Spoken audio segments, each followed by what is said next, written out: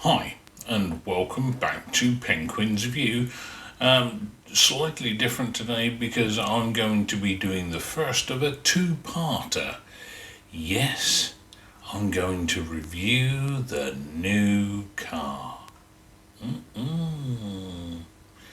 Interest to some of you, not to others, but hey, what the heck. So, after 14 years and mounting repair bills from the old car, the Nissan March as it's called here, the Nissan Micra as it's called in the UK. So it became time to get a new one. And we considered the things that we needed. Children, legroom in the back, central locking, and other bits and pieces. So we had a look around to see what vehicles were available within our price range, and as I say, met at least the basic criteria that we wanted, which included being hybrid. Now, you might say, why hybrid? Why not a full EV electric vehicle? Purely because at the moment I don't feel recharging times are that good, and a couple of times a year we go to visit the family, and that's already a 6 to 7 hour journey, and we would have to recharge the battery at least once during the trip down, and that would be a extra recharge time of at least 45 minutes. And frankly, it ain't for me. So hybrid it would be, and full hybrid, i.e. not a plug-in. We have monsoon rains here. You don't want to be plugging in any car in monsoon rains unless you've got good covers.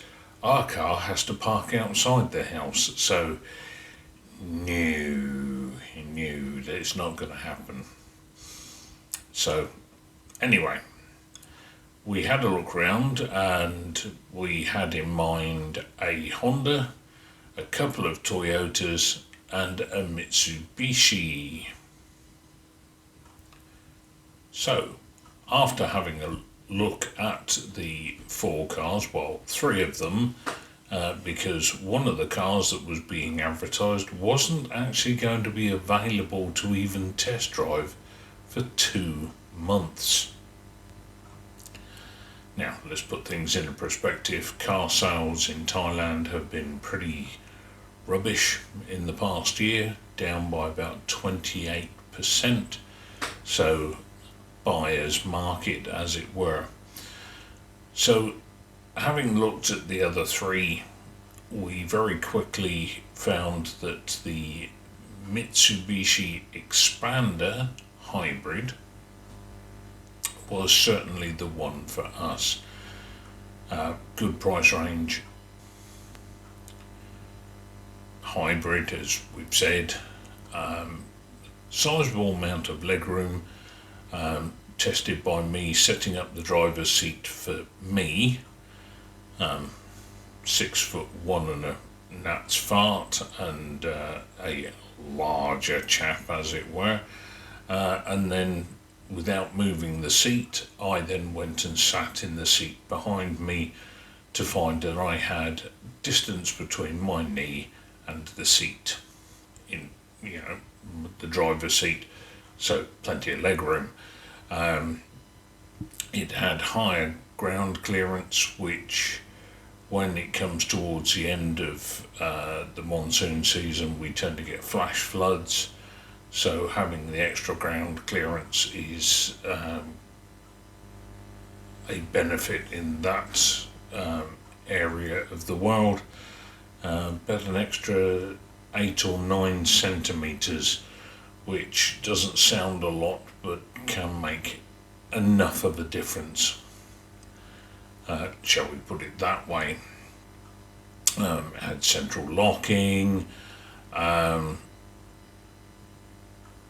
which is all the sorts of things that we actually wanted.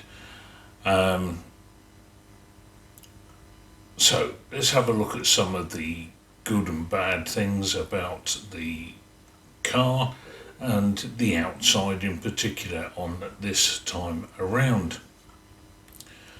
Now, to show it's a hybrid, it has the standard blue accents and some quite sizable hybrid badges. I mean, you know, they're pretty big, but that's okay.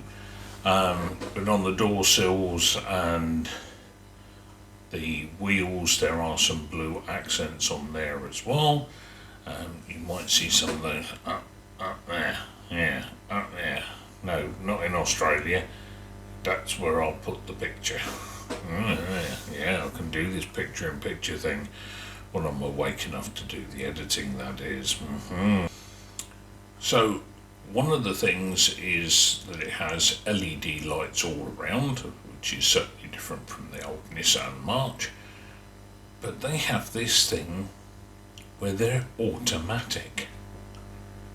Yeah, not had that before, not sort of seen it before, but not been looking at cars anyway.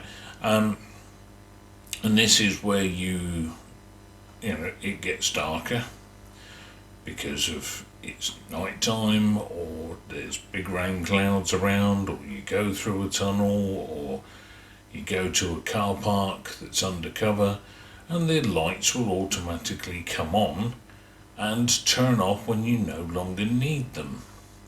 This I find quite a boon, actually. At first I thought it's a gimmick, but it certainly works for me. Now, hybrid. Got to look at the hybrid sort of thing. One of the big things is we always filled up the petrol every week on the same day, normally a Saturday or a Sunday, and we still do. Now, one of the first differences is we have to use a different grade of petrol, which is a little bit more expensive, about half a penny UK, that is.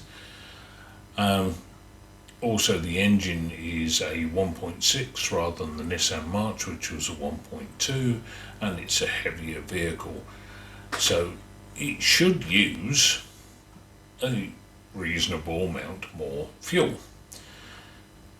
Only it doesn't. On what we would call a standard week, doing the school runs, getting the missus to work and all of that sort of thing, we are currently saving between 20 and 30% on our weekly fuel bills.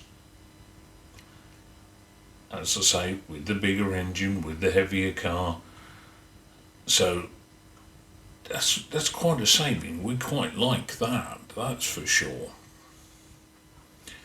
Okay, as I've said often before, there are always downsides to everything.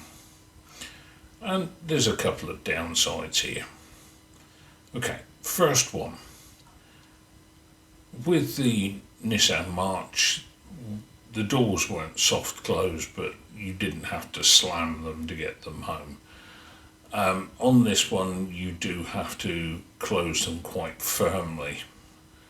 Now, we went to the dealership and they said this is for this type of car that they sell, it's quite normal.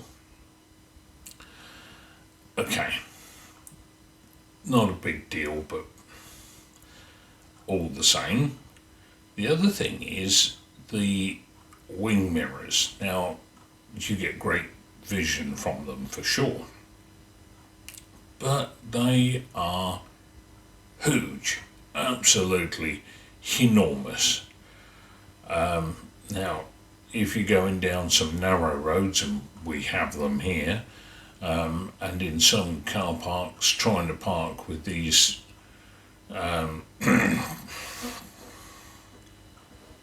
you know, larger ones, not making any mention of who I'm talking about here at all, you will know if you know,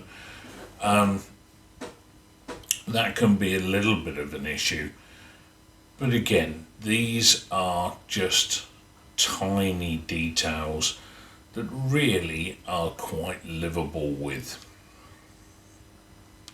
But there we are.